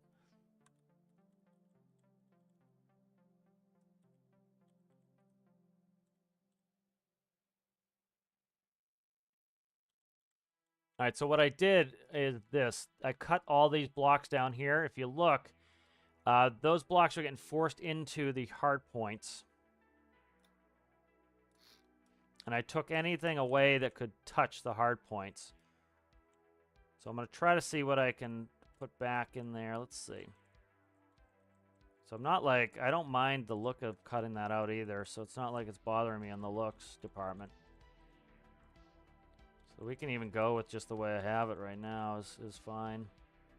Because I think these blocks here were getting forced into the hard point, and they were causing havoc. Let's make sure I didn't cut anything that was necessary. I don't think I did, no.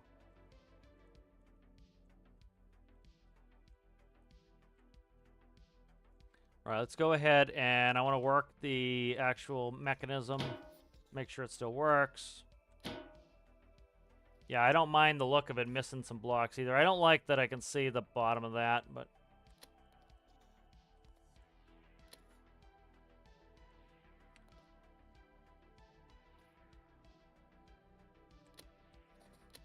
But yeah, it's something silly like that that can cause you huge problems. I think that appears to be it.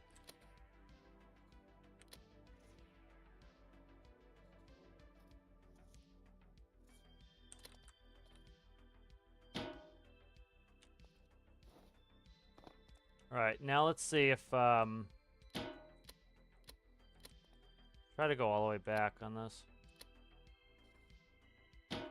Alright, let's try to go drive, see if that fixes it.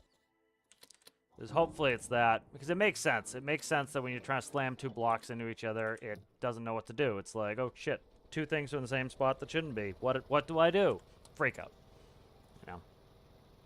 So it makes sense that that was what it was doing. And the reason why the turn does it, I think, is, you know, you're changing the direction. And so everything was going in the same direction. Then you change the direction. Well, all the separate parts want to go, they want to keep going where they were going. They're keeping their momentum. And then, and they can't go that way. And so what's happening is you're putting a lateral force on. So the carriage and the tilt deck, they want to keep going the direction that we used to be going. And that's causing blocks to be forced into one another, which then causes it to freak out. And so by removing those blocks, the lateral force is still occurring on the tilt deck, but they don't have any blocks to crash into anymore and potentially get stuck. So I'm thinking that fixed it. Hoping. Which is, you know, I'm hoping it's that. I'm hoping it's a simple solution. You know, that was something that seemed impossible to fix, but it's logical. You know, it seems like that's something where you'd get a lot of people who'd be like, oh, the game's fucked, physics sucks, you know, and it's like, you know, you made it. Would it be great if blocks could collide with each other? Yeah, but, like, you know, they have to have a collision, right? Blocks have to have a collision. And so one thing you could do is, like, say I want to cover that space up. Put an XML block in and make sure the collision does not touch anything. And what's going to happen is then the XML pieces have no collision, and so they literally can't touch each other. And that's how some of those problems get fixed, is putting an XML block in, because you're putting in blocks without collisions, essentially. I think that has fixed it. And it makes sense. It's not like it's like, oh, that made no sense. This is a bunch of weird bullshit. It makes sense. I had blocks colliding in with each other. Like, let's go fast, see if we can get it. So, like, you know, changing direction here. Yep, so we're going fast here. Changes in direction. See if I can get those blocks to glitch into each other. Nope. Looks pretty good. I think we got it fixed, so. All right, good. Let's bring that back. I just need a little bit of paint in here. So, like, I don't even miss cutting those out either. That's not a big deal cutting these out, so.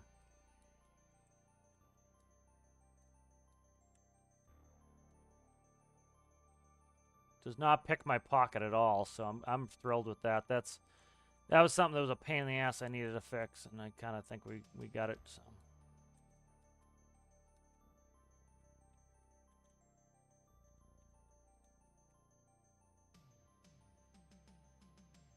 Yep, I think that's pretty good, so. All right, let's save this one. I gotta go here soon. So got a little bit of time left, but all right, let's make sure I save these methodically. This one's getting saved. This one's fixed. Let's load this up. So this one wasn't doing it anymore, but I think I want to cut those blocks out anyway. So it was these blocks here that were the problem children right there. So I cut those out. So those are the problem children right there. Then, like, that is, what's that? That rope? I don't know what that is. That's the rope. Okay. So that cuts out the collision that was what was getting tied up. All right, so good. So that fixes that, I think, too.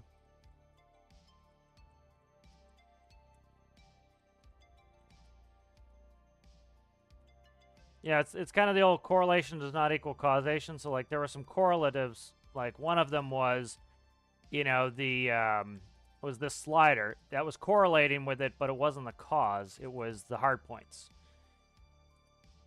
You know, so it's the correlation does not necessarily equal causation kind of thing. As you know, you get to the point where you think it might be that, but you have to demonstrate that that's what it is. So it's test. All right, so that I think we're good. This one I think should be good. Let's launch it. Let's go give this one a hard drive. Make sure this doesn't have the issue. Because, like, I did a ton of stuff on this to try to fix this before. That was, like, rebalancing. I thought it was a balancing issue. I thought it was floating on the tires. It really wasn't. It was just that phantom physics off of this. And this can go faster than the other one, so the likelihood of this changing direction too quickly. So, like, you notice they're not pitching up at all. They were pitching up before pretty regularly, almost every time. Every once in a while I get it to not pitch up, but it's pretty regular. You can see that section is not pitching up at all because it was, again, the blocks were getting stuck inside each other, and then it freaks out. So now the blocks are not getting stuck inside each other, so it has a little bit of flex, which is important. You know, they do this in real life. They put in some flexibility in certain things. You need flexibility in there or stuff's going to break. You know, that's why, for example, you might have sacrificial metals on stuff that rub together. Like, if you had something that was like steel, you might want to have something that is sacrificial, like zinc, that it can rub against. And the zinc part needs to be replaced, but the steel part barely gets damaged because the zinc is so soft. If you had two steel pieces, now you have both of them savaging each other, and now both expensive steel pieces need to be replaced. There we go. I think that fixed it. That's gorgeous, man. Gorgeous. That's been kind of dogging me for a while, that problem. So, all right, and then I cut off the tilt deck. And that's, so I actually just grabbed the whole tilt deck off right here. And this is just sitting here. So this needs to be, so what I'll do here is I'll cut all the stuff that's is a pain in the ass in this. So we'll cut here. This will get that. We'll cut here. We'll cut there. And that should fix that. We'll paint it up. And then now if I want to put this tilt deck on something else, it is now fixed so I don't forget it. And then this here, I cut that. That needs to cut. That needs to cut. Beautiful. All right. Yeah, because those, you could see those being problems too. So that just really gives me some good, really makes the likelihood that this is going to behave itself and not have problems in the future. So good. I'm pleased to kind of get that figured out. That was a pain in the ass for a while. So.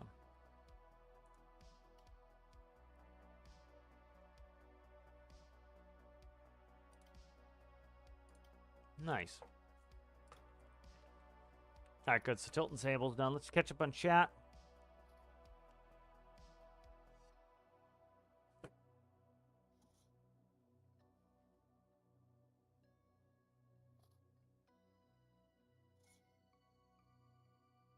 The buttons are correct. The labels are wrong. Yep. Yeah, it's just the labels.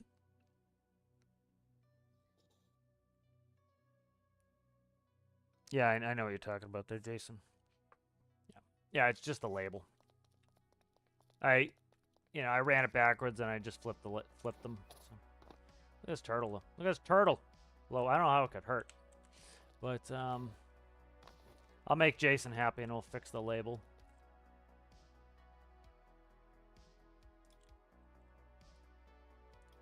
Where is it? This needs to be fixed too. That goes like that. Okay. Table controls. Yeah, I had noticed that. That's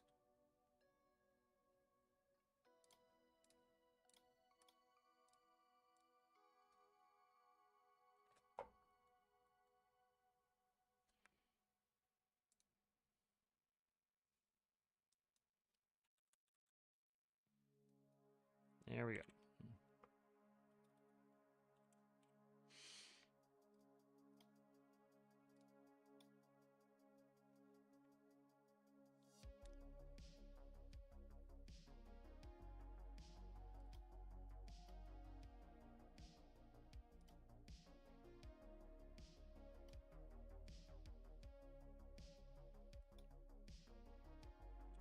Sure, I did the electricity on this one.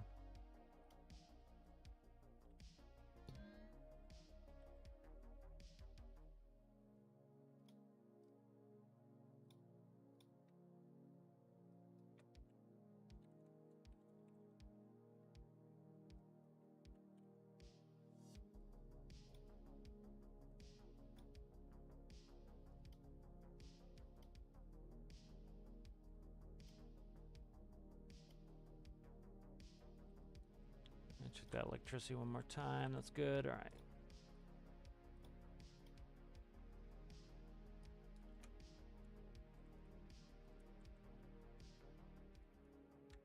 There we go. All right. So that's good. That I'm glad that phantom physics problem got fixed because that was one that I was afraid of. But once this gets like this is, I would say 90%. I'll probably get 10% of like just dicking around. We'll do some multiplayer mining tomorrow, I think, and then you know, that will help me figure out if there's any issues here and there that need to be fixed. And then what I want to do is I want to chop the back of this, and so I'll just kind of show what I'm thinking. So I want to get it done first. I have this bad habit of like I'll do the second version before I get it done enough. And then it's like, crap, I've got to do a ton of extra work here. So, like, I chop that off like that.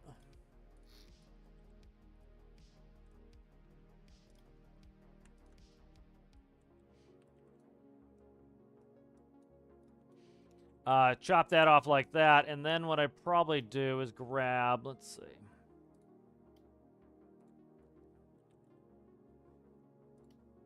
Cab over. Oh, shit, on a stick. I didn't bring it in like that. God damn it. Is it on my autosaves? Let's see if it's in my backups. No. Balls. Okay.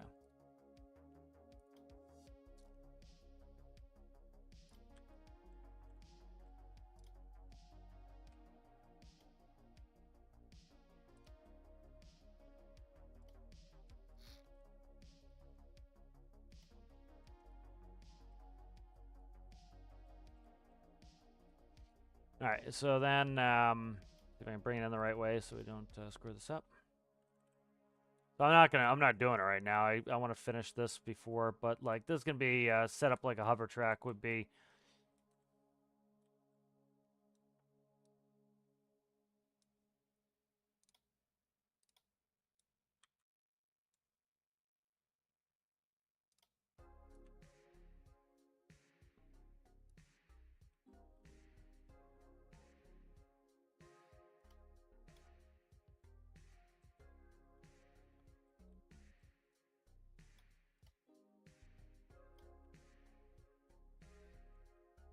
My frame rails right here. Okay.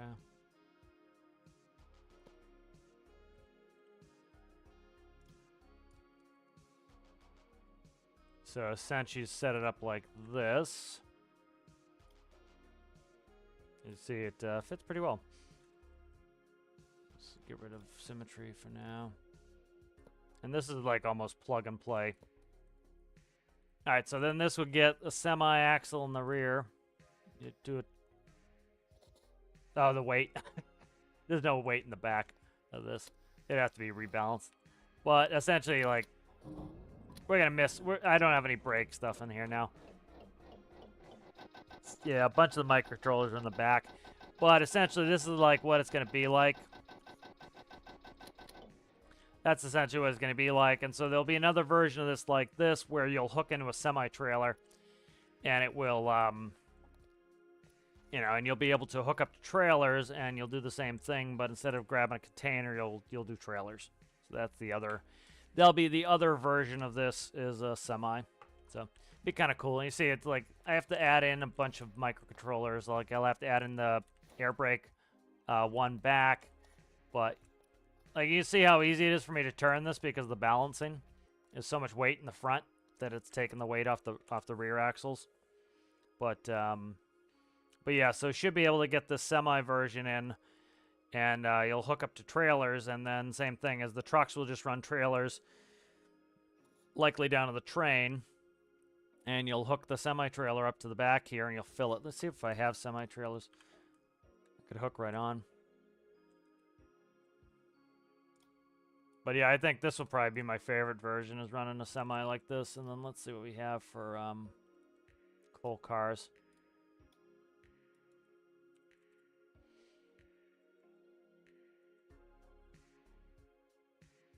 I did make an intermodal coal already, I guess.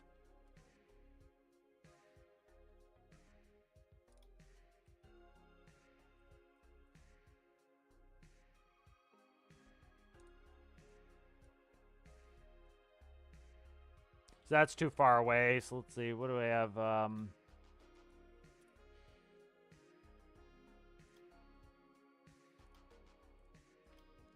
See what else I have. I have like my high tips.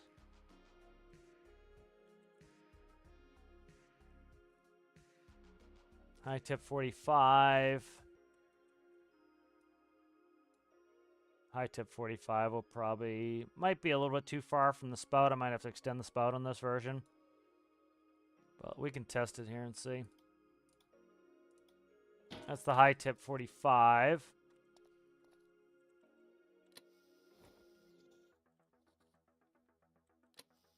See if the hopper reaches. If not, we'll just extend the hopper out. Fifth wheel could also slide up 1, maybe.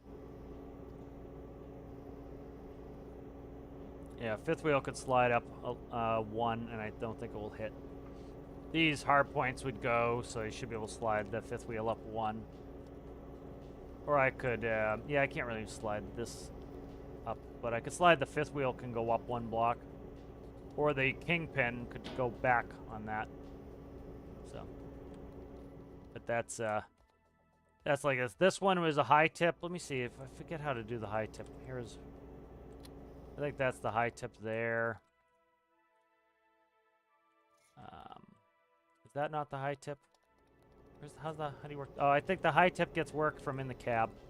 So the rear of this actually comes up and you dump it into the train, but like you'd have semi-trailers like this that would get filled by the by this, and then you just disconnect it.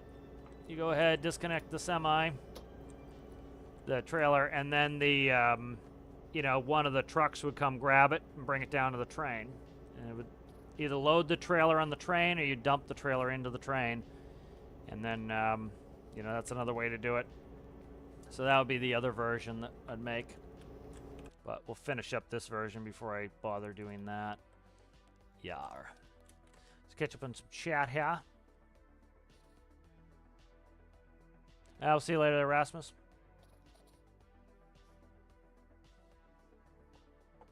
How's it going, Alistair? Yeah, my sleep's all screwed up too. It's tough with my back. My back kills any chance of having proper sleep. All right, let's see. So I'm hoping to do multiplayer mining tomorrow. We pretty much have the tools to do it. I might do a little bit of off-screen, getting the career. You know what? I think I'm gonna do this. I think I'm gonna make multiplayer world, and we'll do all the multiplayer stuff in there, and then maybe I'll just import the money into the career game. I might not even do that. Maybe I'll start it. Maybe we'll even do. See, I don't want to cut multiplayer as something separate, because I was gonna say we could do multiplayer career build series, yeah, or multiplayer a new series. But the problem is, I don't know. Maybe we'll start multiplayer as a new series where I do it periodically. So when we do multiplayer, we actually boot that up. But it's tough for me to record it and then. Like, it's nice sometimes where, like, I can't think of something to do in the career build series and we just go fishing, you know? And, you know, but I do want a separate world for multiplayer stuff because, like, you know, I had that issue where I had to delete players out of the world because, like, their avatars were stuck in the world. So, I don't know, I'll think about that. You know, maybe I'm definitely going to set up a multiplayer world where we can do it. So I'll do a new save with multiplayer, and I think we'll just keep the money in there, maybe. I don't know. I'll definitely give us some money to start with, but you know, that'll be for multiplayer fun. Maybe I won't connect it with my regular world, but we'll at least start it probably as career build series. But yeah, maybe I'll do it as a different series where it's multiplayer series, and then you know, we'll just kind of plan on an episode of being multiplayer, and then like if I want to cut it short, like say we do 2 hours of multiplayer, and then. Or I do, like, say, 2 hours of career build series. I'm like, oh, let's do a multiplayer episode. You know, I could start the new episode up and just, like, stop the stream for career build series and then open the stream for multiplayer. I think that's probably what I'll do because the world has to be set up for multiplayer. I'll probably get rid of AI vehicles so that we don't get any excessive lag. That way we don't have...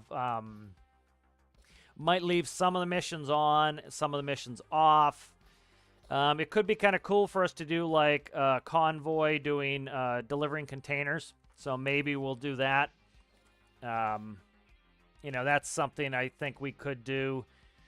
You know, so a bunch of ideas, but I think that's probably better is to make the multiplayer series its own series. I'll juice this up and give us some extra money because, you know, it's easy to start with 20 grand with one person, but, you know, you can't get multiple vehicles out. So I think that's what we'll do, and we'll have, like, a save just for multiplayer. That way, like, if the avatars get stuck in the world, it's not a big deal. It doesn't potentially corrupt my regular career build series, which I don't want to get corrupted by that. So, You know, I'll do the actual building in the career build series, and then as we get the parts, we'll go do multiplayer in that. So I think that is probably a better idea to do it that way. Oops, sorry. I'm going to try to do the credits here. All right, guys, so thank you for watching. Thanks to the members. You know, let me read them out real quick. I was going to do them as a credits roll, but I think we'll do them just a regular readout. I'll come up with a credits roll for next time. But try to stick credits on there. But thank you, Side Mountain, Connor Boyle, Danny, Sergeant Chaos, Aaron Pearsall, Rasmus Johnson, Citrus, Anton Anderson, Zachy, Amanda VR. Thank you guys for being members. Members get, and patrons, patron being Chicken Sore, get special benefits like doing the multiplayer streams, and which is going to be a new series. If you guys are interested in that, the information is in the description below. If you guys have not subscribed and you enjoyed it, please consider subscribing. If you guys would go back and like the video, that really helps me out. And I will see you guys in the next one.